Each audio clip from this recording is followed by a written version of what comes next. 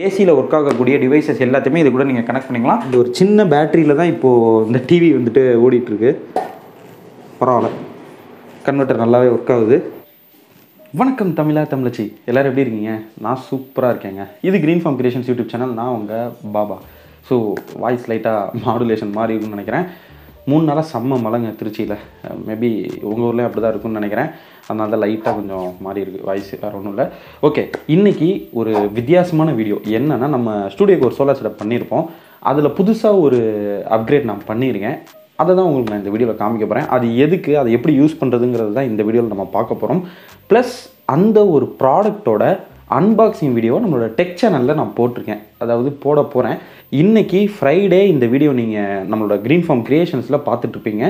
நாளைக்கு சாட்டர்டே இதே டயத்துக்கு நம்மளோட க்ரீன் ஃபார்ம் டெக்னோ சேனலில் இந்த ஒரு ப்ராடக்ட்டுக்கான அன்பாக்சிங் வீடியோ அதில் நான் கொடுத்துருவேன்.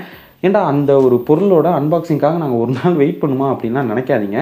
அந்த ப்ராடக்டோட பை லிங்க்கை நான் இந்த வீடியோ கீழே கொடுத்துருக்கேன். ஒன்றும் இல்லை, Microtek 200 watts DC to AC converter தான். ஸோ அந்த ஒரு கன்வெர்ட்டரை நம்ம இன்றைக்கி வீடியோவில் யூஸ் பண்ண போகிறோம்.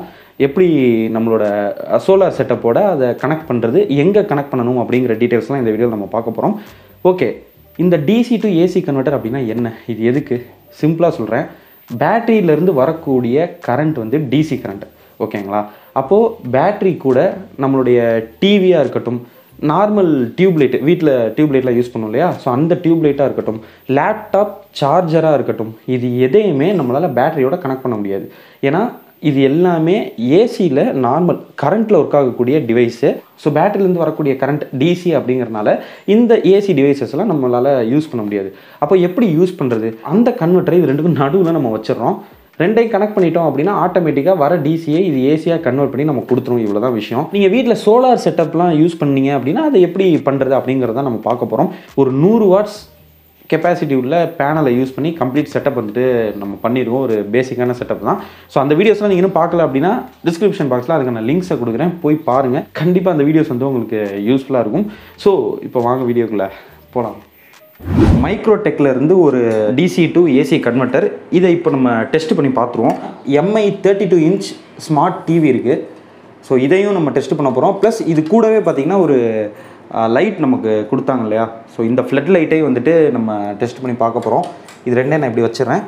ஸோ கன்வெர்ட்டர் பார்த்திங்கன்னா இந்த இடத்துல நான் வச்சுருக்கேன். இந்த கன்வெர்ட்டர் கூட நம்ம கனெக்ட் பண்ணுறதுக்கு 12 வோல்ட் 12 ஆம்ப்ஸ் பேட்டரி வந்துட்டு நான் எடுத்திருக்கேன். கன்வெர்ட்டருக்கு பின்னாடி பார்த்திங்கன்னா 2 ஒயர் வரும். So red and block. So positive and negative அந்த கனெக்ஷனை வந்துட்டு நம்ம ஃபஸ்ட்டு கொடுத்துடலாம். பவர் பட்டன் வந்துட்டு ஆஃபில் தான் இருக்குது. இந்த கன்வெர்ட்டரில் பார்த்தீங்கன்னா ஃப்ரண்ட்டில் மொத்தம் 3 லைட் கொடுத்துருக்காங்க. ஒன்று வந்து ரிவர்ஸு, ஒன்று வந்துட்டு ஆன் ஆஃபு, இன்னொன்று வந்துட்டு ஓவர்லோடு. கன்வெர்ட்டர்லேருந்து வர பாசிட்டிவ் நெகட்டிவாக பேட்டரியோட பாசிட்டிவ் நெகட்டிவில் கரெக்டாக கொடுக்கணும். தப்பாக கொடுத்தீங்கன்னா இந்த ரிவர்ஸ் அப்படிங்கிற இண்டிகேஷன் லைட் எரியும். நம்ம கனெக்ஷன் தப்பாக கொடுத்துருக்கோன்றதை நீங்கள் தெரிஞ்சுக்கலாம். கரெக்டாக கொடுத்துட்டு ஆன் பண்ணிங்க அப்படின்னா அந்த பவரோட இண்டிகேஷன் லைட் தான் எரியும். ஓவர்லோடு வந்து பார்த்தீங்கன்னா இதோட கெப்பாசிட்டி 200 வாட்ஸுங்க. அதுக்கு மேலே நீங்கள் லோடு கொடுக்கும்போது அந்த லைட் எரியும். அவ்வளோதான் விஷயம். பாசிட்டிவ் அண்ட் நெகட்டிவ் கனெக்ஷனை கரெக்டாக கொடுத்துட்டு நீங்கள் ஆன் பண்ணிங்கன்னா உங்களுக்கு இந்த ஆன் பட்டன் வந்துட்டு ஒர்க் ஆகும். ஸோ இப்போ வந்து கனெக்ஷன் கரெக்டாக இருக்குது அப்படின்னு அர்த்தம். ஃப்ளட் லைட் இது கூடவே கொடுத்தாங்க பார்த்தீங்களா, அதை நம்ம கனெக்ட் பண்ணி வச்சுருக்கோம். ஸோ இந்த லைட்டை வந்துட்டு நம்ம இதில் மாட்டிக்கலாம். மாட்டிட்டு ஜஸ்ட் இதை ஆன் பண்ணுறேன் நான். ஸோ பார்த்தீங்கன்னா உங்களுக்கு தெரியும் எவ்வளோ பவராக இருக்குதுன்னு பாருங்கள். எந்தளவுக்கு பவராக இருக்குதுன்னு பாருங்கள். இப்போ ஆஃப் பண்ணிட்டேன், திருப்பி ஆன் பண்ணுறேன். பேட்டரியிலேருந்து பாசிட்டிவ் நெகட்டிவ் வந்துட்டு கன்வெர்ட்டருக்கு போகுது. ஸோ வர DC கரண்ட்டை இந்த கன்வெர்ட்டர் ஏசியாக கன்வெர்ட் பண்ணி இந்த லைட்டை வந்துட்டு இப்போ எரிய வைக்குது. ஓகே, டெஸ்ட் பண்ணியாச்சு. ஃப்ரண்ட்டில் வந்துட்டு ஒரு 2 USB போர்ட்டு கொடுத்துருக்காங்க. இதில் இப்போ நம்ம USB கேபிளை கனெக்ட் பண்ணி மொபைல் சார்ஜ் ஏறுதாங்கிறத செக் பண்ணிடலாம்.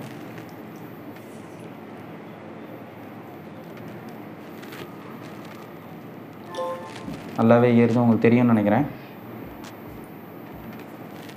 இதிலேருந்து இப்போ கழட்டிட்டு அடுத்த போர்ட்லேயே நம்ம போட்டு பார்த்துடலாம். ஸோ 2 USB போர்ட்டுமே நல்லாவே ஒர்க் ஆகுதுங்க. இப்போது ஃப்ரண்ட்டில் மொபைல் சார்ஜ் ஏறிட்டுருக்கு. இது சார்ஜ் ஏறிட்டு இருக்கும்போதே நம்ம இந்த லைட்டையும் வந்துட்டு இப்போது ஆன் பண்ணி பார்க்கலாம். கனெக்ட் பண்ணி பார்ப்போம் ரெண்டையும்.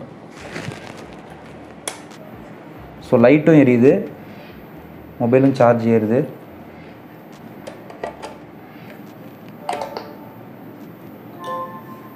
ஸோ சார்ஜ் ஏறிட்டு தான் இருக்குது, லைட்டு எரிஞ்சிட்டு தான் இருக்குது. ஓகே, இப்போது ஃபைனலாக முக்கியமான மேட்ருக்கு வந்துடுவோம். டிவி. இந்த 32 இன்ச் எம்ஐ டிவியை வந்துட்டு நம்ம டெஸ்ட் பண்ணிடலாம். ஸோ இப்போ டிவியை வந்துட்டு நம்ம மாட்டிடலாம். டிவியை மாட்டிட்டு ஸோ ஆன் ஆயிடுச்சு. ஆன் பண்ணி பார்க்கலாம். வாவ், ஒர்க் ஆகுதுங்க. ஒரு 12 ஆம்ப்ஸ் பேட்டரியில் கன்வெர்ட்டரை கனெக்ட் பண்ணி இப்போ நம்ம டிவி ஆன் பண்ணியிருக்கோம். ஸோ இந்த ஒரு சின்ன பேட்டரியில் தான் இப்போது இந்த டிவி வந்துட்டு ஓடிட்டுருக்கு.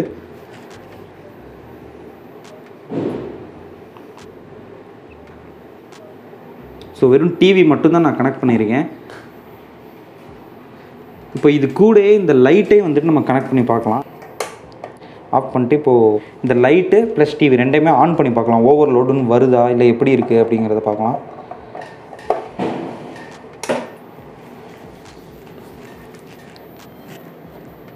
ஸோ இந்த லைட்டையும் கனெக்ட் பண்ணிட்டாங்க, ப்ளஸ் டிவியும் கனெக்ட் பண்ணிட்டேன். ரெண்டுமே வந்துட்டு ஒர்க் ஆகுது, ஓவர்லோடு அப்படின்னு வரல. பரவாயில்ல, கன்வெர்ட்டர் நல்லாவே ஒர்க் ஆகுது. ஓகே, இந்த கன்வெர்ட்டர் நான் எதுக்கு வாங்கினேன்னா, ஆல்ரெடி நம்ம ஸ்டூடியோவுக்கு ஒரு சோலார் செட்டப் நான் பண்ணியிருக்கேன், உங்களுக்கு தெரியும். ஸோ அந்த சோலார் செட்டப் கூட 1-2 ஏசி டிவைசஸ் எல்லாம் யூஸ் பண்ணலாம் அப்படிங்கிறதுக்காக தான் இந்த கன்வெர்ட்டர் வாங்கியிருக்கேன். இது கூட வந்து பார்த்திங்கன்னா இந்த மாதிரி ஒரு லைட்டு, டிவி இதெல்லாம் வந்து நம்ம கனெக்ட் பண்ணிக்கலாம். ஏசியில் ஒர்க் ஆகக்கூடிய டிவைசஸ் எல்லாத்தையுமே இது கூட நீங்கள் கனெக்ட் பண்ணிக்கலாம். சீலிங் ஃபேன் மட்டும் யூஸ் பண்ணாதீங்க, அந்தளவுக்கு லோடு இழுக்காது, சப்போர்ட் பண்ணாது. அதே மாதிரியே இதோட கெப்பாசிட்டி வந்துட்டு 200 வாட்ஸ்னு கொடுத்துருக்காங்க. இப்போதைக்கு பார்த்தீங்கன்னா ஒரு டிவியும் இந்த லைட்டும் வந்துட்டு ஃப்ளட் லைட்டும் வந்துட்டு ரன் ஆகிட்டுருக்கு இந்த ஒரு 12 ஆம்ப்ஸ் பேட்டரியில். டிவியோட கெப்பாசிட்டி 35 வாட்ஸு, இந்த லைட்டோட கெப்பாசிட்டி 50 வாட்ஸு, ரெண்டும் சேர்த்து 85 வாட்ஸ் அப்படிங்கிறனால தான் இப்போ நல்லா ஒர்க் ஆகுது. ஏன்னா இதோட அதிகபட்ச லோட் கெப்பாசிட்டி 200 வாட்ஸு. 200 வாட்ஸுக்கு மேலே மட்டும் நீங்கள் லோடு கனெக்ட் பண்ணாதீங்க, அதுக்குள்ளேயே வந்துட்டு கனெக்ட் பண்ணிக்கோங்க, நல்லாவே ஒர்க் ஆகுது.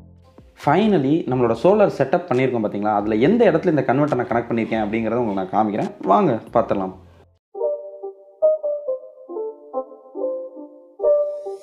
It's not a game, it's a